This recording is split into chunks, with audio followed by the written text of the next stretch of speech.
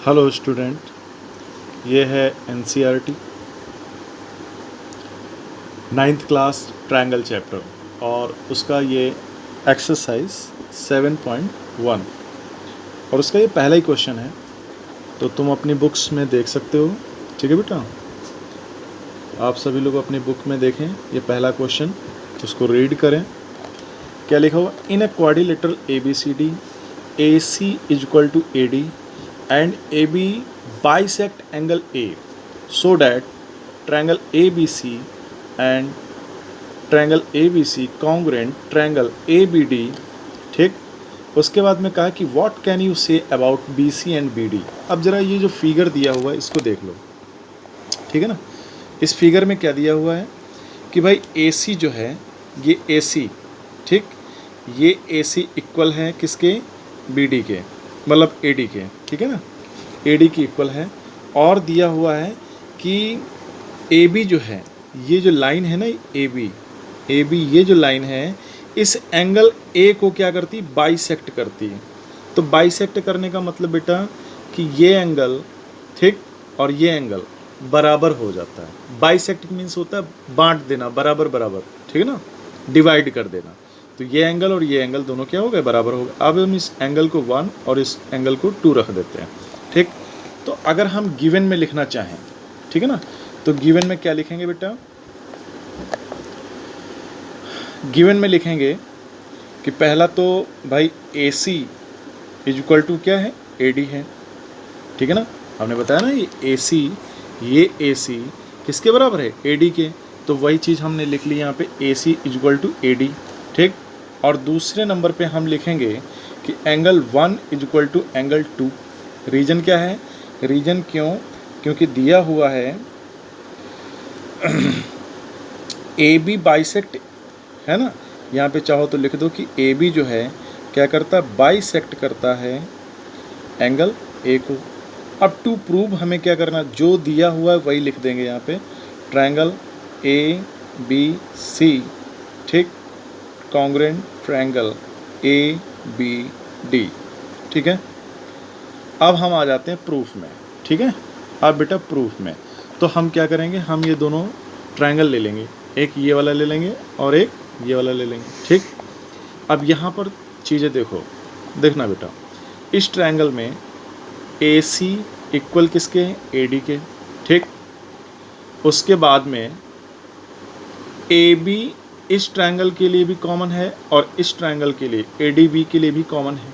मतलब इस ट्रायंगल के लिए भी AB ज़रूरत पड़ती है और इस ट्रायंगल के लिए भी क्या पड़ता है? AB की ज़रूरत पड़ती है। और उसके बीच में इस साइड और इस साइड के बीच में जो एंगल बना हुआ है ये एंगल 1, वो बराबर है इस एंगल 2 के। मैं लिखता हूँ फिर समझ में आएगा, देखना मैं कैसे लिखता हूँ। ठीक है, प्रूफ में हम चलते हैं। तो प्रूफ में लिखते हैं कि in triangle ABC and ABD क्या लिखेंगे? पहला लिखेंगे कि AC इक्वल है किसके? AD के। ठीक, ब्रैकेट में भी लिख देना रीजन, क्या ये गिवन है। ठीक, angle 1 is equal to angle 2। ठीक, ये भी फ्रॉम गिवन सही, हमने ऊपर लिख के आए बताएं कि angle 1 is equal to angle 2 क्यों हुआ है। इसको भी लिख दो कि ये गिवन है। ठीक है, उसके बाद में AB इस एंगल के लिए भी और AB इस एंगल के लिए भी, मतलब ट्रायंगल के लिए क्या ये कॉमन है। ठीक है बेटा, अब एक कॉन्ग्रुएंसी का रूल पढ़ो बेटा। ठीक, जैसे मान लीजिए कोई दो ट्रायंगल है, ठीक है ना, ये कोई दो ट्रायंगल है। ठीक, तो यहाँ पे इस ट्रायंगल की ये साइड, इस ट्रायंगल की ये साइड आपस में इक्वल है। इस ट्रायंगल की ये साइड, इस ट्रायंगल की ये साइड आपस में इक्वल है।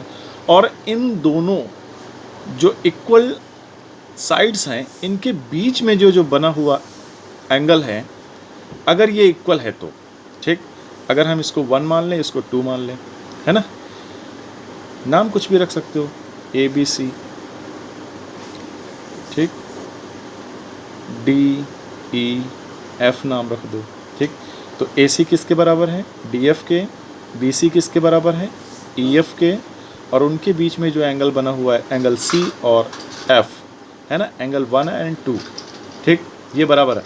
तो मतलब मेरे कहने का मतलब ये है कि दो इक्वल मतलब 2 इक्वल साइड्स के बीच में बना हुआ एंगल अगर इक्वल है तो यहाँ पर कॉन्ग्रुएंसी रूल लगता है side angle side, side angle side, मतलब दो इक्वल साइड्स के बीच में बना हुआ एंगल। देखो ये साइड इस साइड के इक्वल है, ये साइड इस साइड के इक्वल है, और इनके बीच में बना हुआ एंगल ये भी इक्वल है। तो यहाँ पर side angle side congruency rule लगता है। तो इससे क्या होता है, इससे क्या होता है कि यहाँ पे लिखेंगे then by side angle side congruency rule, ठीक, डायरेक्ट रूल लिख लो, ठीक, क्या हो जाएगा, ट्रायंगल ABC है ना, triangle ABC congruent triangle ABD, ठीक है ना। अब इससे क्या पता चला भाई, जब ट्रायंगल यहाँ पे कॉन्ग्रुएंसी का रूल, देखो दो लाइनें ये इक्वल ऐसे और ऊपर से ये हल्का सा ऐसे मोड़ के चिड़िया की तरह, ये होता है कॉन्ग्रुएंसी का रूल, मतलब कॉन्ग्रुएंसी का साइन, ठीक है। अब यहाँ पे क्या करना है, अब हमने इसको कॉन्ग्रुएंट तो प्रूव कर दिया, लेकिन बहुत से बच्चे नहीं जानते कि सर ये कॉन्ग्रुएंट क्या होता है। तो उसके लिए पहले देखना चाहिए था तुम्हें इंट्रोडक्शन वीडियो, ठीक, मैं एक बार फिर से बता देता हूँ कॉन्ग्रुएंट क्या होता है, ठीक है ना। कॉन्ग्रुएंट होता क्या, मैं एक मोटा मोटा बता देता हूँ कॉन्ग्रुएंट का मतलब क्या होता है। अगर दो शेप, ठीक है ना, दो कोई शेप हैं आपस में बिल्कुल इक्वल हैं, सेम शेप सेम साइज, ठीक है ना, तो वो क्या कहलाएंगे, आपस में कॉन्ग्रुएंट कहलाएंगे। मतलब ऐसे दो फिगर जो आपस में एक दूसरे को क्या कर लें, पूरा कवर कर लें। जैसे तुमने देखा होगा, मैं एग्जाम्पल के रूप में इधर बताऊँ, जैसे 1-1 रुपए के दो सिक्के हों, है ना, एक के ऊपर एक दोनों सिक्के रख दिए जाएं तो वो एक दूसरे को क्या करते हैं, ढक लेते हैं, पूरी तरह से कवर कर लेते हैं, तो वो क्या माने जाते हैं, कॉन्ग्रुएंट माने जाते हैं, ठीक है ना, कॉन्ग्रुएंट। बात समझ में आ रही। ये इससे पहले हमारा इंट्रोडक्शन वाला वीडियो देखना बेटा, तो उसमें मैंने ज़्यादा अच्छे से समझाया, वरना ये क्वेश्चन मैं बना रहा हूँ तो ये बहुत बड़ा हो जाएगा, ठीक।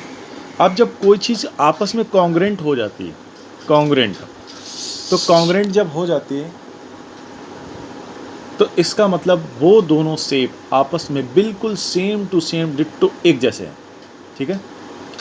जैसे फिल्मों में होता था ना, फिल्मों में कि दो हीरो हैं, मतलब एक ही हीरो उसका डबल रोल है ना, तो वो क्या थे, बिल्कुल सेम दिखते थे, सेम हाइट के थे, है ना, और बिल्कुल एक जैसे, ठीक है। तो वैसे ही हो जाता कुछ कॉन्ग्रुएंट में। अब अगर हमने यहाँ पे प्रूफ कर दिया कि ये ट्रायंगल इस ट्रायंगल के क्या है, बिल्कुल कॉन्ग्रुएंट है, ठीक, तो जब कॉन्ग्रुएंट है, बिल्कुल इक्वल है, तो इन्होंने पूछा what can you say about BC and BD। ये जो BC है और ये BD, इसके बारे में तुम क्या कहोगे। तो बेटा इसके बारे में हमें सिर्फ और सिर्फ ये कहना है कि सर अगर ये फिगर, ये ट्रायंगल इस ट्रायंगल के कॉन्ग्रुएंट है, तो इसका मतलब BC भी, ये जो BC है ना, ये थर्ड लाइन इस लाइन के क्या होगी, बिल्कुल बराबर होगी, ठीक है ना। तो लिख सकते हैं then by CPCT, then by CPCT BC is equal to BD, ठीक है ना, BC is equal to BD, ठीक है। बस इतना ही कहना। ये मैंने पहला वीडियो बनाया 9th क्लास में ट्रायंगल में, और जब तुम इस ट्रायंगल चैप्टर को पढ़ोगे, इससे पहले तुमने काफ़ी चैप्टर पढ़े होंगे, जैसे पॉलिनोमियल पढ़ा है, कोऑर्डिनेट ज्योमेट्री वो पढ़ा, और लीनियर इक्वेशन इन 2 वेरिएबल पढ़ा। तो ये सारे चैप्टर जो थे बहुत ही इजी कह सकते हैं, ठीक। यहाँ से ट्रायंगल चैप्टर से इस टाइप के ही सारे क्वेश्चन हैं, 7.1 से स्टार्ट है इस टाइप के क्वेश्चन। तो पहली बात तो इनको देख के घबराना नहीं है, ठीक। गिवन लिखने की कोशिश करो, फिगर से देख कर ही जो क्वेश्चन में दिया होता वही लिख देते हैं। टू प्रूफ खुद ही बता रहे होते हैं कि देखो ये लिखना है, और प्रूफ से, अगर मेन क्वेश्चन देखा जाए तो यहाँ से इतना बड़ा है केवल, ठीक है। तो इस क्वेश्चन को देख के घबराना ही नहीं, कम से कम इसको 5 टाइम रिवाइज करना, और धीरे धीरे ज्यों-ज्यों हम आगे बढ़ेंगे, ठीक है ना, तो तुम्हें ज़्यादा चीज़ें क्लियर होंगी। ओके, फिर भी अगर कुछ समझ में ना आए तो आप जो है कमेंट बॉक्स में पूछ सकते हैं, पर्सनल कॉल कर सकते हैं, ठीक है ना, पूछ सकते हैं सर हमें ये चीज़ समझ में नहीं आई। लेकिन पूछने से पहले कम से कम ये क्वेश्चन या ये वीडियो कम से कम 2 बार देख लो, और इसको 3-4 बार, है ना, 3 to 4 टाइम आप इस क्वेश्चन को कॉपी पर रफ पर लिख कर रिवाइज करेंगे, ठीक है ना, फिर पूछेंगे। ओके बेटा, तो ऐसे मैं कोशिश करूँगा कि इसके सारे क्वेश्चन मैं बनाऊँ अपने हाथ से, ठीक। लेकिन ये डिपेंड करता है ना कि अगर आप मैं मेहनत कर रहा हूँ, ठीक, हमने पहले भी बहुत सारे क्वेश्चन बनाए, वीडियो बनाए, लेकिन अगर आप उसे प्रॉपर वॉच ही नहीं करते हैं, देखते ही नहीं हैं, ठीक, कोई रिस्पॉन्स ही नहीं देते, तो क्या फ़ायदा फिर इतनी मेहनत करने का।